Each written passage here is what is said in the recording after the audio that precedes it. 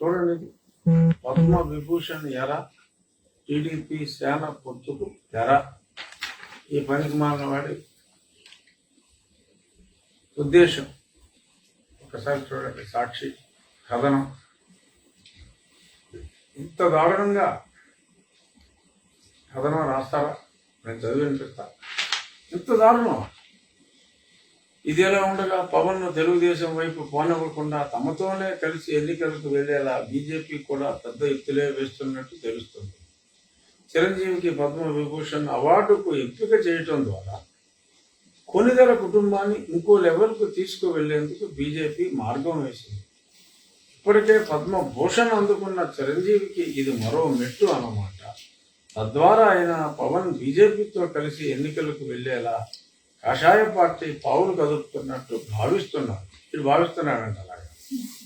అలా చేయటం ద్వారా పవన్ మళ్ళీ టీడీపీ వైపు వెళ్లకుండా బీజేపీతోనే ఉండేలా కాషాయ పార్టీ అగ్రనాయకులు ప్లాన్ వేసినట్టు తెలుస్తుంది.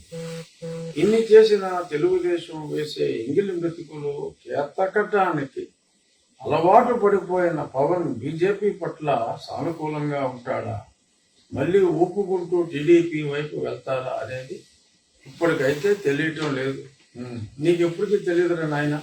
సాక్షి నీకు నీ యజమానికి ఈ దరిద్ర ప్రాతలో మీరు చిరంజీవి గారికి is the most eligible person for that award.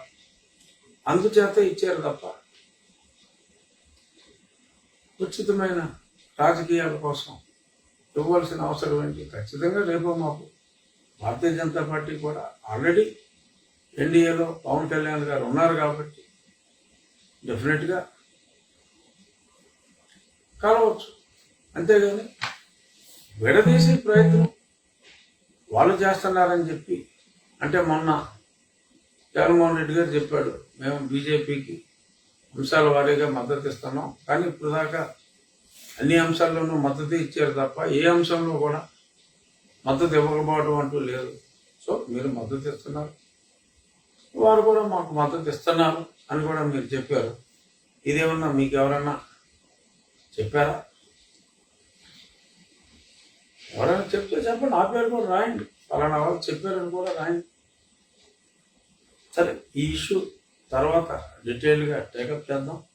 ముందు ఇవాళ ఒక చరిత్రలో మనం ఏదో పాన్ షోలా కండక్ట్ చేసే ప్రెజెంట్ ఇవి ఉంటాయి, ర్యాంప్ షోలు అని ఉంటాయి, డింగ్ డింగ్ డింగ్ డింగ్ అని చెప్పి. అఫ్కోర్స్ మా పార్టీలో ఒక ఎంపీ కూడా నడుస్తూ ఉంటాడు. సో డింగ్ డింగ్ అని చెప్పి అమ్మాయిలు బట్టలు ఇప్పుకొని నడుస్తూ ఉంటారు. అంటే పూర్తిగా ఇప్పుకొని కాదు, అలా నడిస్తే మళ్ళీ దానికి ఏదో మార్కులు వేసి పక్కన ఉన్న వాళ్ళు కూర్చుంటారు. ఆ నడకను చూసి తర్వాత ఏదో చిన్న స్పీచ్ ఉంటుంది. అలాగా ఏదో ఒక పేజెంట్ లాగా ఇప్పుడు మరి జగన్మోహన్ రెడ్డి గారు ప్రజల్లోకి రావాలంటే మరి చాలా తీవ్రమైన భయాందోళనల్లో ఉన్నారు. మరి ఆయనకు జనాలు చూస్తేనే చెమటలు పట్టేస్తున్నాయి. ఎక్కడో దూరంగా ఉంటారు. బుల్లెట్ ప్రూఫ్ వాహనాల్లో చెట్లు నరికి, చెట్లు అంటే గుర్తొచ్చిందండి, అసలు చెట్లు ఎందుకు నరుగుతున్నారు, అసలు చెట్టుకి దీనికి సంబంధం ఏంటి అనుకున్నాం. ఈ మధ్యన ఒక విషయం తెలిసింది. ఈయన వెళ్ళి దారిలో నరికిన చెట్లకి వెంటనే టెండర్లు వేసుకుని కొద్ది కోట్ల రూపాయల ఆదాయం కొందరు ప్రైవేట్ వ్యక్తులకి వస్తున్నట్టుగా తెలిసింది. అందుకనే ఈ చెట్లు నరుగుతున్నారట. దానికి లెక్క జమాలు ఏమీ లేవు. ఆయన సెక్యూరిటీ కోసం చెట్లు నరుగుతున్నాం అంటున్నారు, కానీ ఆ చెట్లను పట్టుకుపోయి సొమ్ము చేసుకుంటున్న నాయకులు ఉన్నారు. ఇప్పుడు 100 సంవత్సరాల చెట్లు ఎలా నరికేస్తే బోలంత డబ్బు వస్తుంది. కేవలం ధనాపేక్షతోనే చెట్లు నరుగుతున్నట్టుగా తెలిసింది.